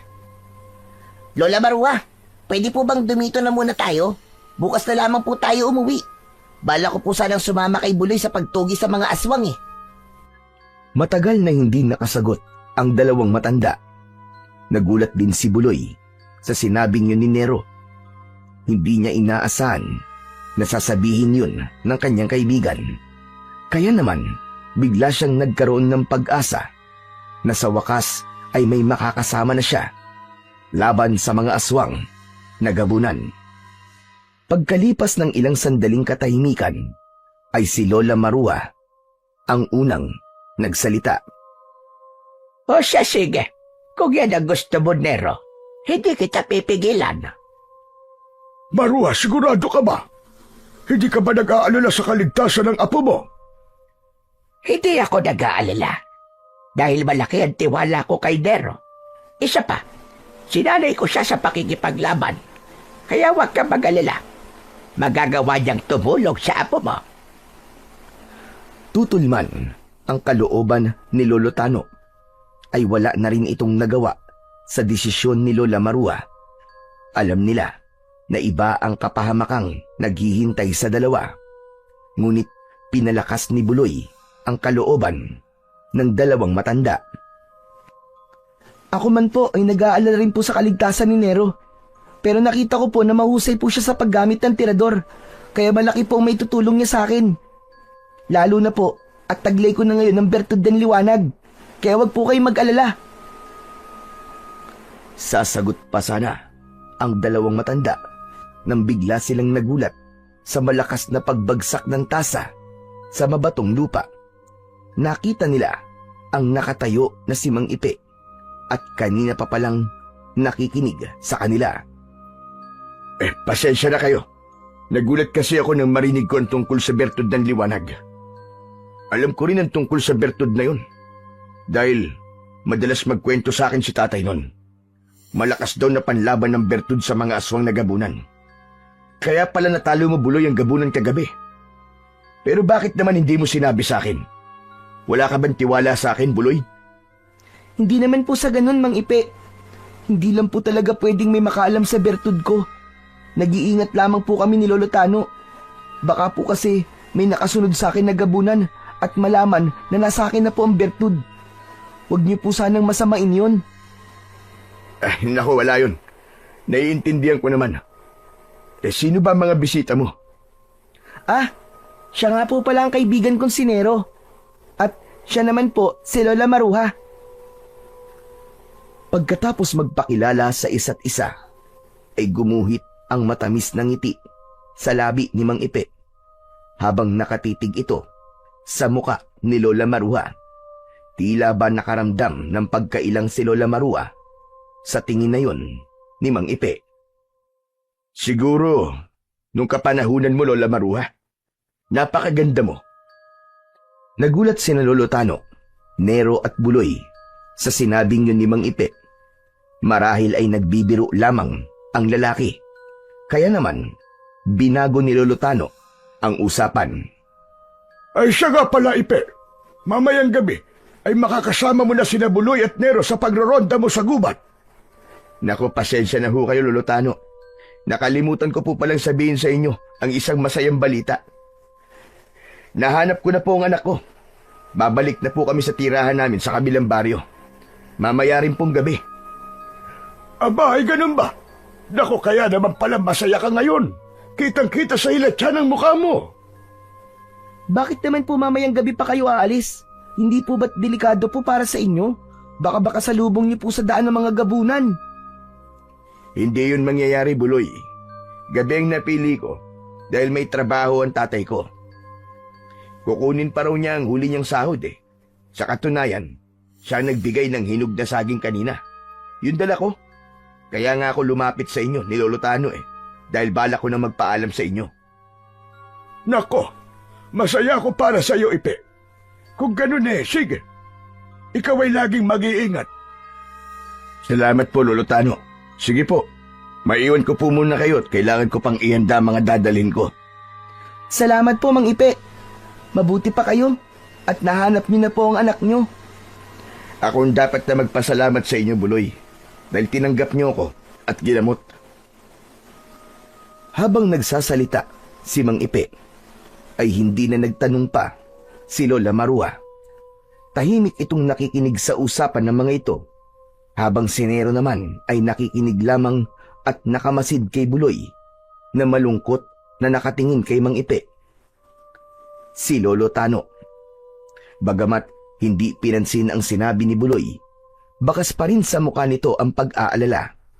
Pagkatapos ng konting pag-uusap, ay nagpaalam na rin ang lalaki at naiwan sila na nahulog sa malalim na pag-iisip.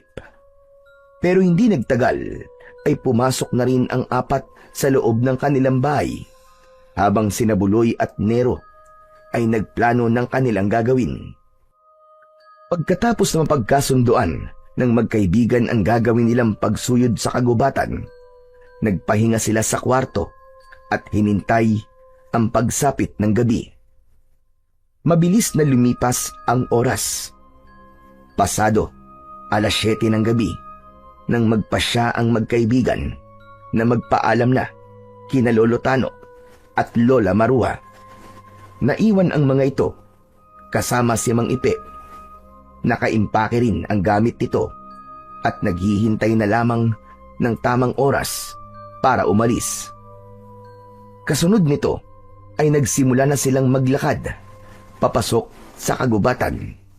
Pagkalipas ng ilang minutong paglalakad, habang nasa gitna sila ng kakahuyan, hindi maipaliwanag ni Buloy kung bakit bigla na lamang siyang kinabahan at walang ibang taong pumasok sa kanyang isipan, kundi ang dalawang matanda na naiwan nila sa bahay. Napansin din yun ng kaibigan niyang si Nero. Buloy, teka lang. Kanina ka pang walang imik ah. May problema ba? Ewan ko ba, Nero? Parang ang bigat-bigat ng pakiramdam ko. Tsaka parang nahihirapan akong huminga. Baka naman nangingibago ka lang dahil kasama mo ko. Hindi naman to tungkol sa'yo, Nero eh. Bigla akong nag-alala sa dalawang matanda. Para bang may mali? Pambihira ka naman, Buloy oh. Pati ako bigla na rin kinabahan tuloy dahil sa mga sinasabi mong yan eh. Totoo naman ang sinasabi ko, Nero eh. Iba ang kaba na nararamdaman ko. Teka, Nero, ano kaya kung... Wag na kaya muna tayong tumuloy ngayon? Bumalik na tayo, tara na. Ano ka ba naman, Buloy? Pambihira ka naman, oo. Ang layo-layo na ng nilakad natin, oh. Tapos babalik tayo. Tumigil ka, Nero. Kailangan na natin bumalik. Tara na. Masama talaga ang pakiramdam ko. Bigla akong kinabahan. Tara na. Hindi na nagpaawat ang batang si Buloy. Malalaki ang hakbang na tinahak nila ang daan pabalik sa kanilang bahay. Habang naglalakad sina Buloy at Nero, hindi nila maiwasan ang hindi kabahan sa kung ano ang posibleng nangyayari. Halos hindi lumapat ang kanilang mga paa sa lupa dahil sa labis na pagmamadali. Pagkalipas ng isang oras na paglalakad, narating nila ang kanilang bahay. Ngunit nadatnan nilang nakapatay ang ilaw. Habol ang hininga na natigilan sila sa kanilang kinatatayuan. Tumambad sa kanilang paningin ang nagkalat na mga gamit sa lupa.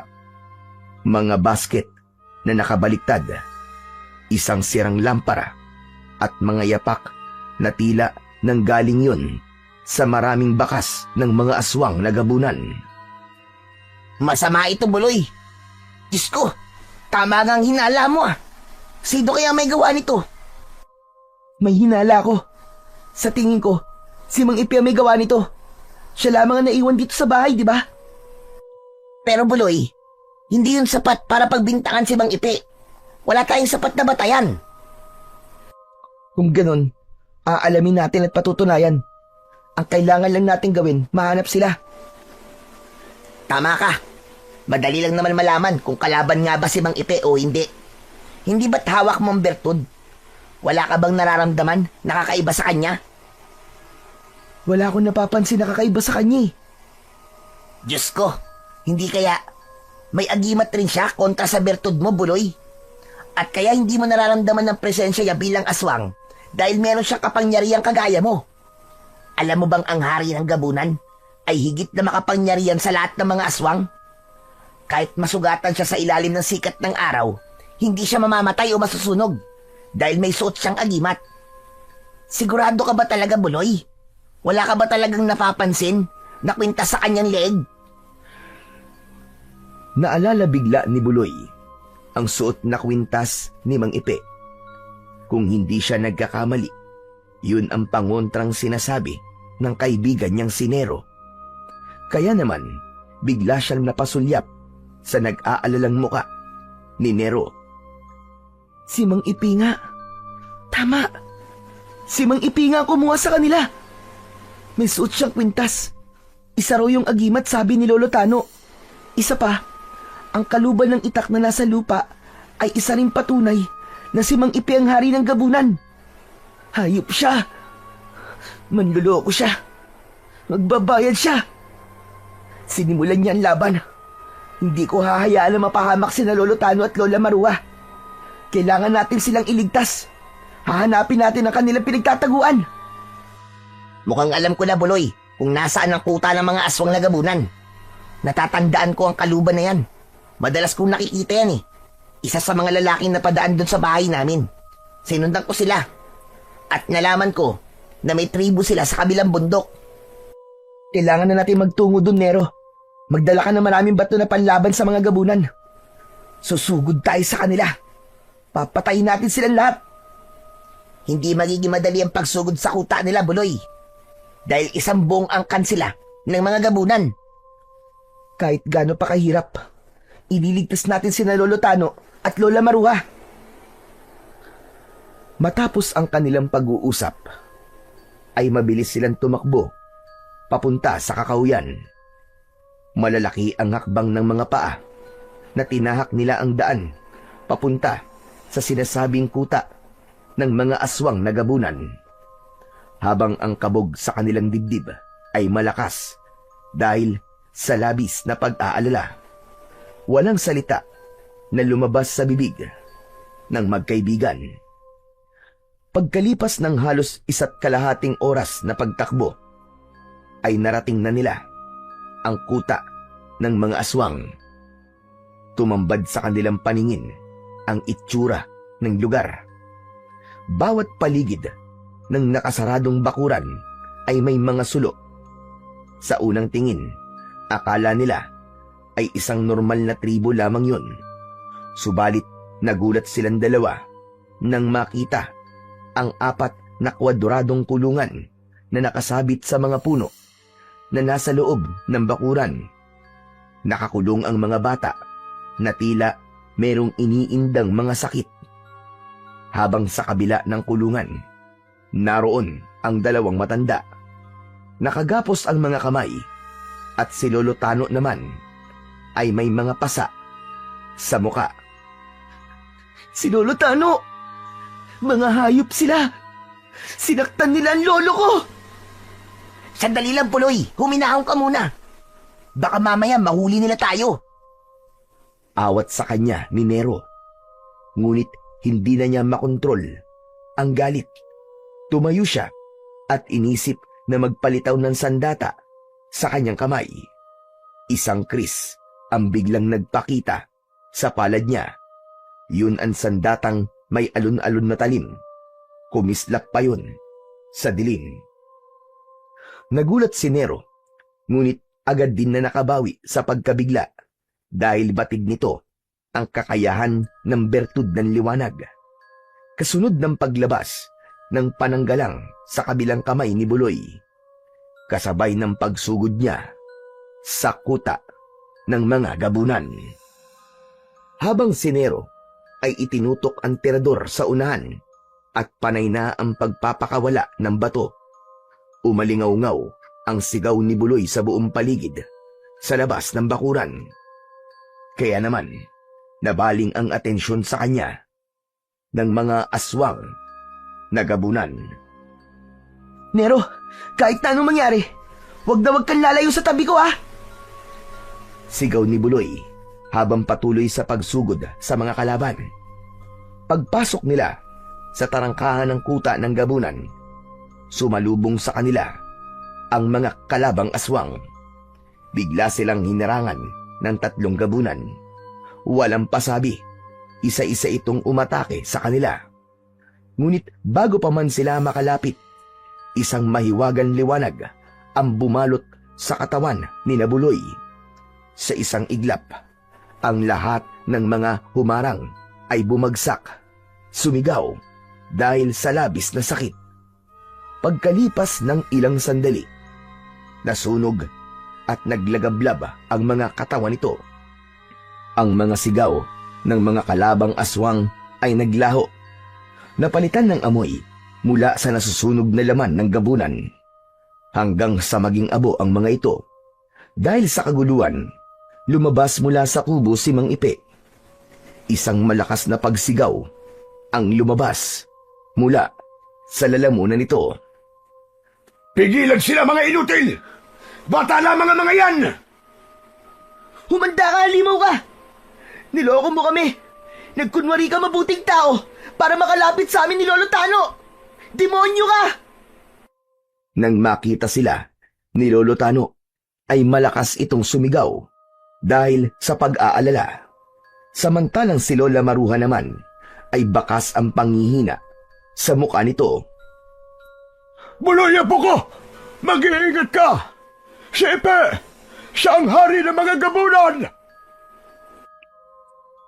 Umagit na ang malakas na tawa ng halimaw na si Mang Ipe. Sa isang iglap ay nagbago ang anyo nito. Unti-unting humaba ang binti at kamay nito, habang ang mga kuko ay humaba rin kasunod ang pag-angil nito. Yun ang naging hudyat upang lumabas pa sa bahay ang ibang mga gabunan. Isang angkan ang hukbo ng mga ito laban sa kanilang mga sandata. Kaya naman, inisip ni Buloy na magpalabas ng dinamita sa kanyang palad. Isang malakas na pagbalot ng liwanag ang nasilayan ng mga aswang sa kamay ng batang si Buloy. Lumitaw ang dinamitang may sindi ng apoy at malakas niyang itinapon sa mga bahay na nakatayo sa gilid ng kuta. Mga demonyo kayong lahat! Masusunog na kayo ngayon sa impyerno! Umalingaw-ngaw ang malakas na pagsabog sa palibot ng kuta. Hindi rin nakaligtas sa kanyang dinamita ang kubo ni Mang Ipe. Umalingaw-ngaw din ang sigawan. Tunog ng nagkikiskisang talim at daing ng mga nasusugatan ni Buloy, habang namimilipit ang mga ito sa sakit. Mula naman sa bala ng tirador ni Nero, lahat ng tamaan ito ay nabubulag ang mga mata. Yun ang pinuntirya ng kanyang kaibigan. Habang patuloy silang naglalakad, naiiwan sa lupa ang mga abo at bakas ng pagkasunog ng mga gabunan na umaatake sa kanila. Alam nilang ang puwersang umaatake sa kanila ay malakas. Dahil doon, Pinalitaw ni Buloy sa kanyang kamay ang nagliliyab na pana. Nagulat ang lahat nang lumantad sa kamay ng bata ang 3 palaso na kayang pakawalan sa iisang pag-atake lamang. Hindi nauubos ang palaso ni Buloy. Bawat pagbitaw ay marami ang bumabagsak na gabunan. Kaya naman, umalingaw-ngaw muli ang galit ni Mang Ipe. Hindi maaari! Lumaban kayo! Huwag kayong umatras! Kasunod ng pagsigaw ng hari ng mga gabunan, mas lalong lumaki ang katawan nito sa gitna ng dilim at apoy na nagliliyab sa paligid. Humarap si Buloy sa hari ng mga aswang na gabunan, isang dambuhalang nilalang na may pulang matang kumikislap at matutulis na ngipin na parang mga punyal. Lumundag ito sa kanyang harapan. Itatarak niya sana ang palaso, subalit agad na nitong nahawakan ang kanyang mga kamay. Malakas siya nitong sinuntok sa tiyan at pasadsad siyang bumagsak sa lupa. Nabitiwan niya ang kalasag, pati na ang kanyang pana. Mabilis at puno ng tapang na muling tumayo si Buloy. Hayop ka! Kahit na anong gawin mo, hindi ako basta-basta matatalo sa'yo! Dahil nasa panig ako ng kabutihan! Tama na, Tsatsat! Patutunayan ko na hindi totoo ang propesiya. Hindi ang tulad mo ang papatay sa akin, kahit may dugo ka pang diwata. Dahil ako ang papatay sa batang itinakda! Tila naguluhan si Buloy sa huling sinabi ni Mang Ipe, lalo na at may kinalaman yun sa kanyang pagkatao. Dahil biglang natigilan si Buloy, sinamantala yon ng hari ng mga gabunan. Mabilis itong umatake pasugod sa kanya, subalit agad siyang humanda para harapin ang pag-atake nito. Pinalabas niya ang espada na may nagliliyab na talim. Sa bawat galaw ng hari, yumayanig ang lupa, subalit hindi natinag ang bata. Ganon din si Nero na abala pa rin sa pakikipaglaban sa mga aswang na gabunan. Mabilis na sumugod si Buloy.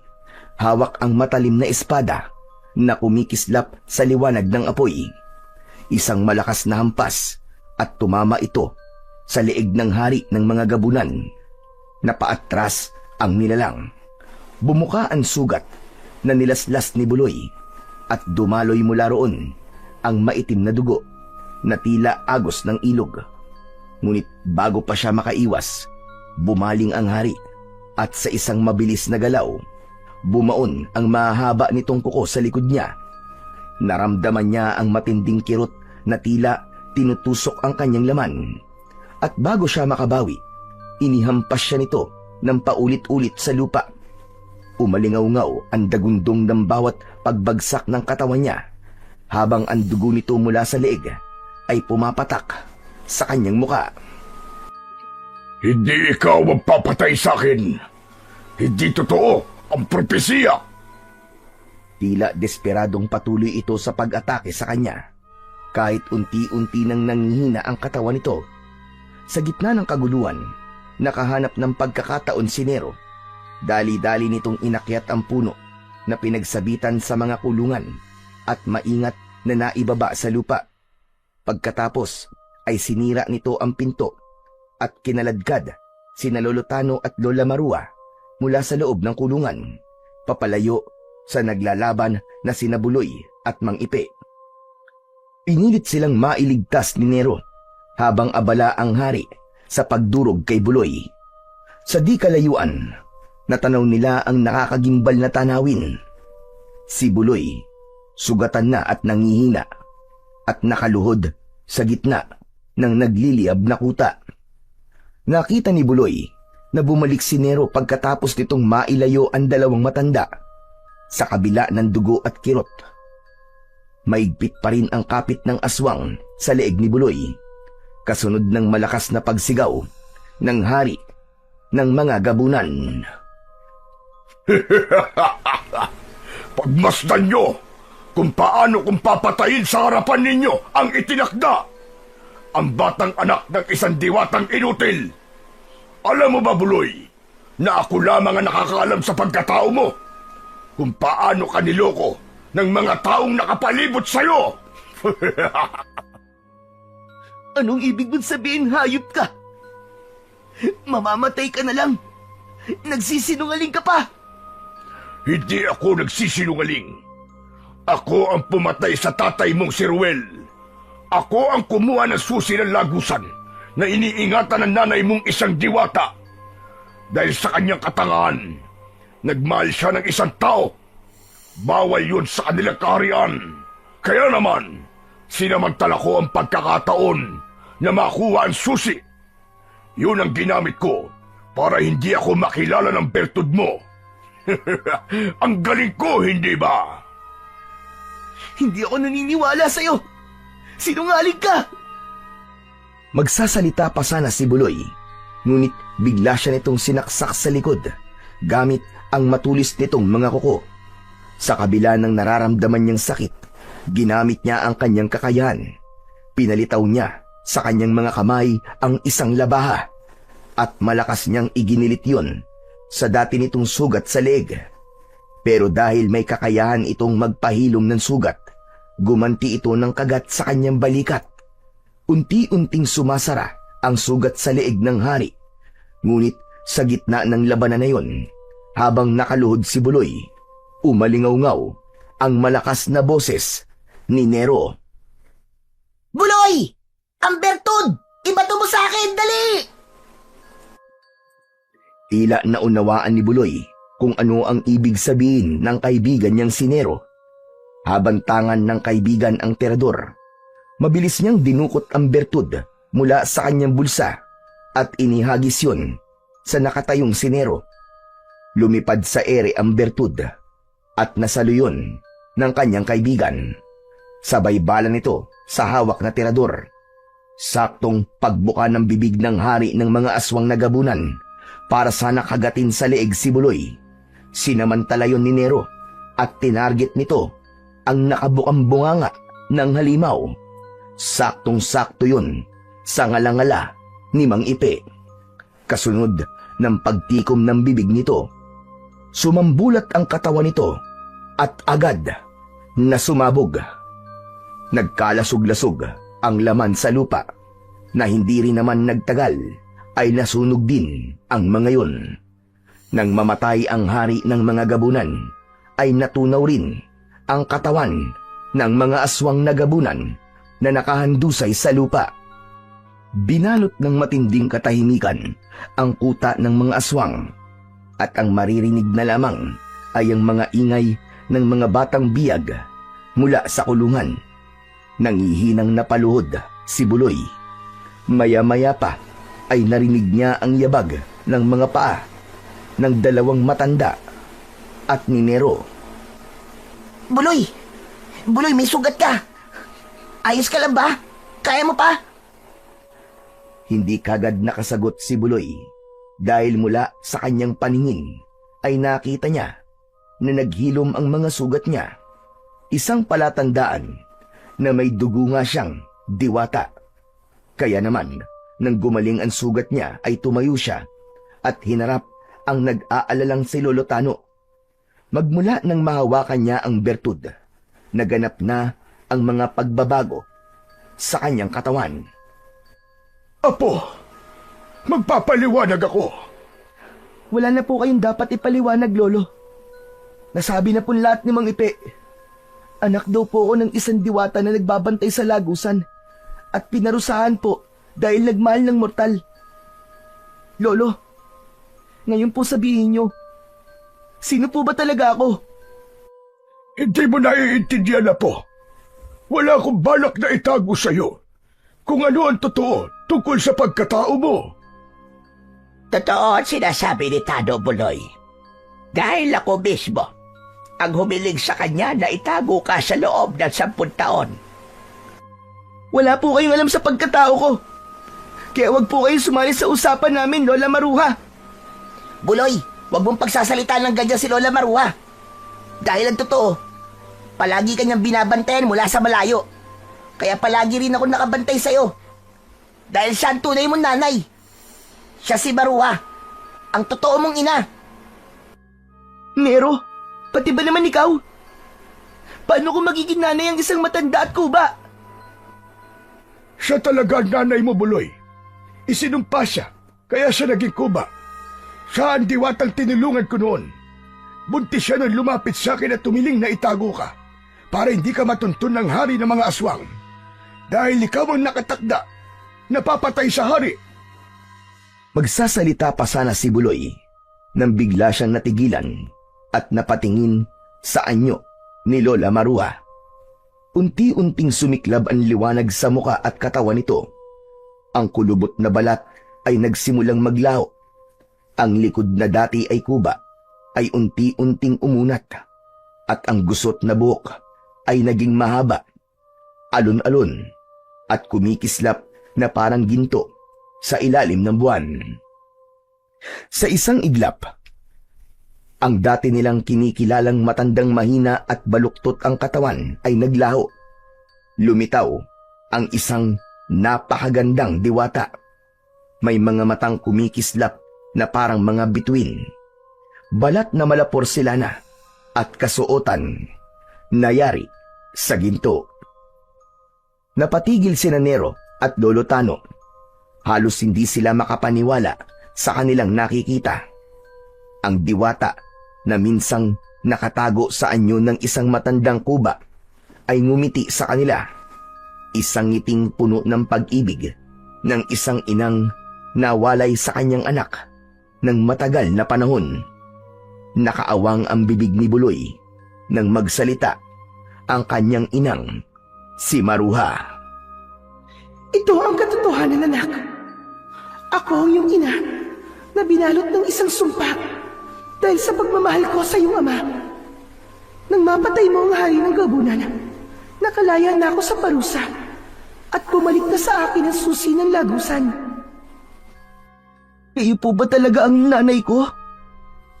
Isang malungkot na pagtango ang itinugon ni Maruha kay Buloy. Kaya naman, umagos ang masaganang luha sa kanilang mga mata at mahigpit na nagyakap. Si Nero na nagpupunas ng luha ay yumakap na rin sa mag-ina, habang ang mga batang nakakulong ay pinakawalan na ni Lolo Tano na masayang-masaya dahil sa wakas ay nagtagumpay si Buloy laban sa mga aswang. Maya-maya pa ay humiwalay sa pagkakayakap ang tatlo, kasunod ng paglalaho ng liwanag na bumabalot sa katawan ni Maruha. Magmula ngayon, hindi na tayo magkakahiwalay, anak. Hindi na ako ganap na isang diwata.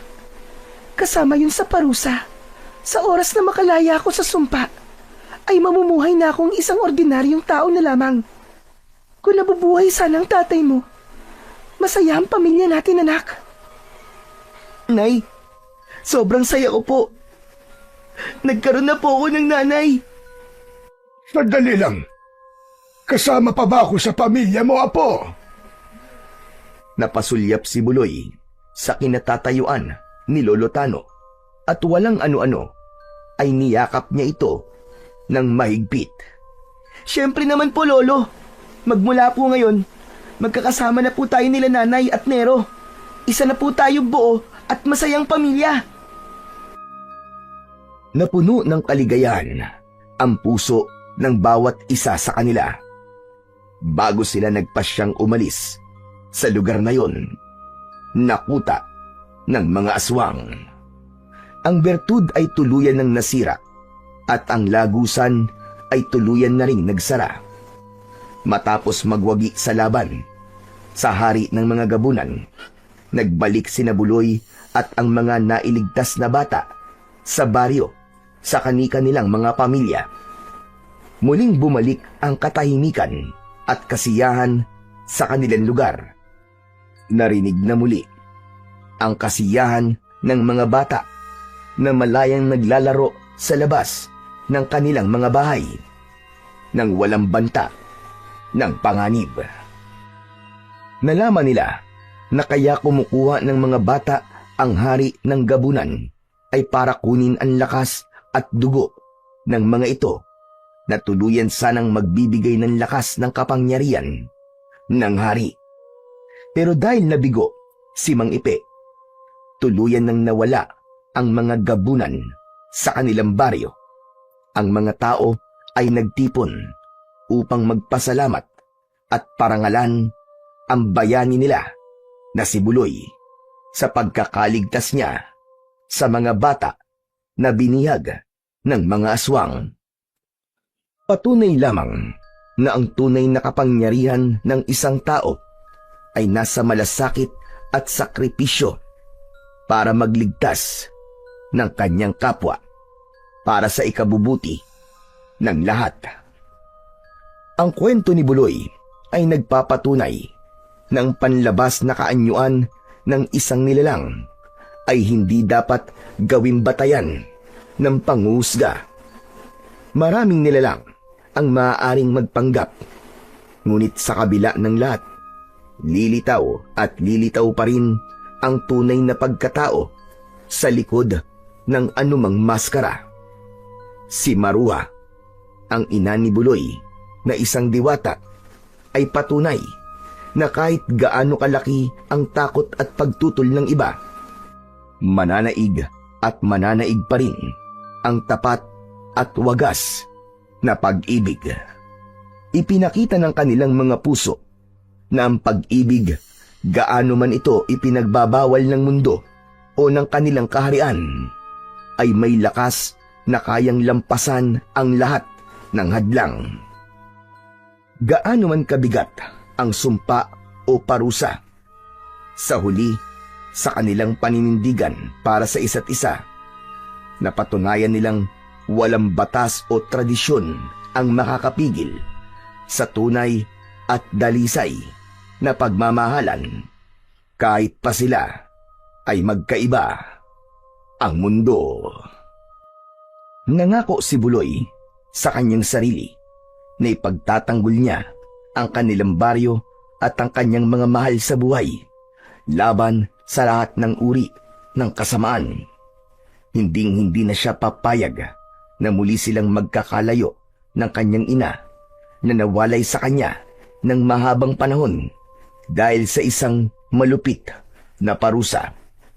Ngunit ngayon ay lubos siyang nagpapasalamat sa Panginoong Diyos na siyang pinakamakapangyarihan sa lahat, na muli silang pinagtagpo dahil muling nanaig ang kabutihan laban sa kasamaan. Pagkatapos ng madugong labanan, ay sama-sama silang namuhay ng tahimik, puno ng pag-asa sa mas maganda pang bukas, at may nag-uumapaw na pagmamahalan sa kanilang mga puso.